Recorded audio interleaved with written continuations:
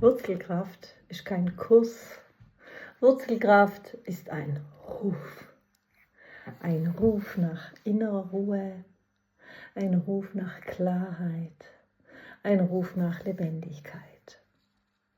Es ist der erste Schritt auf einer Reise, die dich dahin bringt zu dir.